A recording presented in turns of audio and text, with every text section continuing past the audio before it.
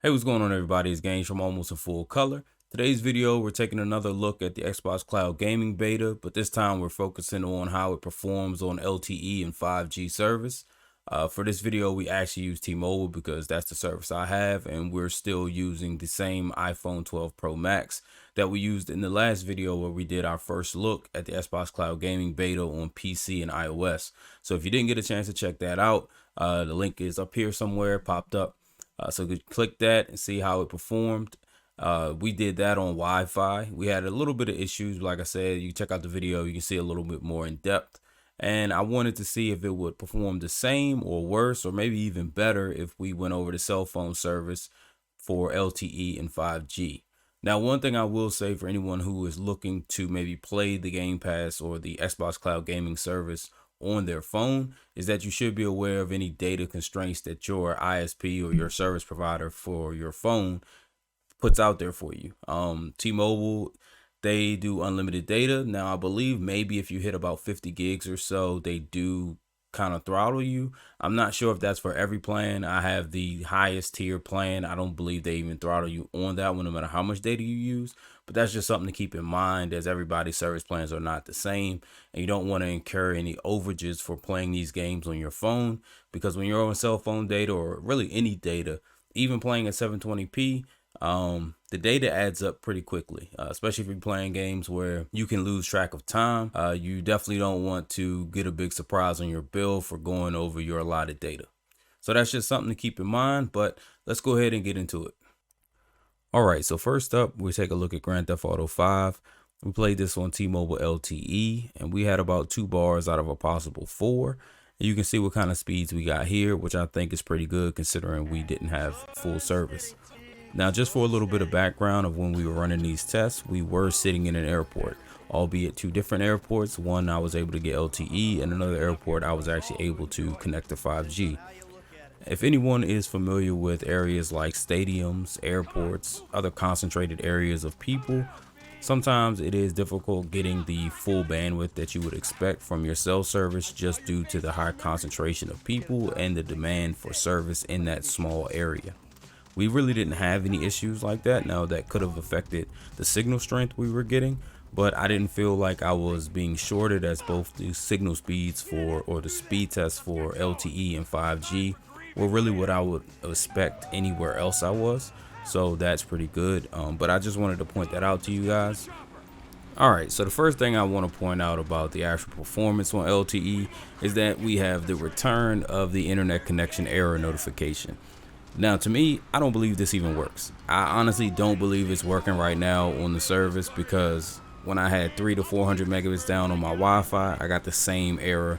And now we're on LTE, and even though it's only 20 megabits down, I still have the same error. So with 2 drastically different connection speeds, the error never changed. I believe during the cutscene, maybe it wasn't there. So I really don't believe this is actually functioning as intended. So hopefully they can get that cleared up and actually give us some type of signal strength notification to let us know exactly where we are, because this clearly can't be working. As for how the game actually looks, the game looks good. Now, you can definitely tell in certain areas and certain times where there is pixelation, there is some blurring. Again, that could be just due to it being dumbed down to the 720p. And when you blow it up on a monitor screen or something bigger to actually review it like I'm doing now, you can see it a lot more. It's not as apparent when you're playing on a smaller screen like an iPhone. So that's just something to take into consideration, that what you're seeing will not show up as profoundly as it is right now, especially if you're viewing this on a bigger screen. Controls and just how the game played, that was really good. I didn't feel like that there was any latency. One thing I will point out is that if you notice why I'm driving so bad is because I never realized how bad driving was in Grand Theft Auto 5 until I played games like Forza. So I've been playing Forza a lot, and then I came over to Grand Theft Auto 5 and realized these controls and these cars float like crazy. So yes, that's why I absolutely suck when driving with Franklin. But I just wanted to point that out, that it wasn't the service itself making me suck. It was, I guess, the game's lack of controls, or maybe I'm just complaining because I just suck at it. But the game played great. I was actually really impressed with how it performed over LTE. I was expecting this type of performance on 5G because it really stuttered a lot less on LTE than what I expected, especially coming from the Wi-Fi play at my house, where I did get quite a bit of stuttering, mostly in cinematic sequences, not too much in the actual gameplay.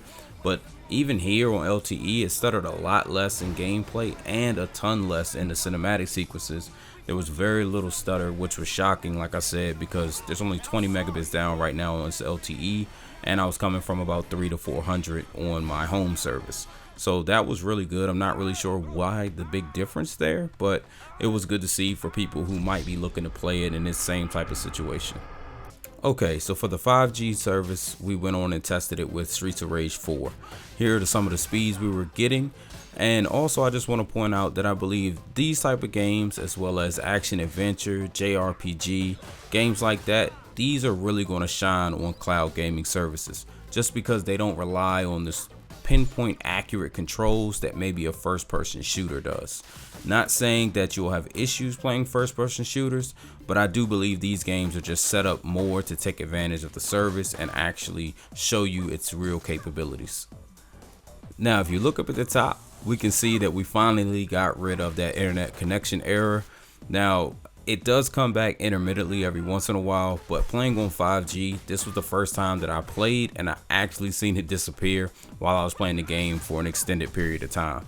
So again, I don't know if that means I was just getting a hair over, oh my God, your connection's terrible, or if I was getting full, your connection is beautiful from Xbox. They really need to implement that range so that we can kind of know where we're at when we're playing these type of games. But for the overall gameplay of this, and everything really just played great. This one, like I said, just really shines on the cloud gaming service, and it played perfect. Every time I push the button, things happen on screen as I would expect them to. All the visuals are great, and a game like this really is not going to suffer from playing at 720p, as you don't really see any pixelation just due to the art style. It's just the perfect kind of game to really take advantage of where this service is at, especially on mobile. Now, for anyone that may be out there wondering if your game saves carry over to the console side of Game Pass as well as on the PC side, they do. So anywhere you're left off at playing on mobile, when you fire up Game Pass on your console or on PC, you'll pick right back up where you left off.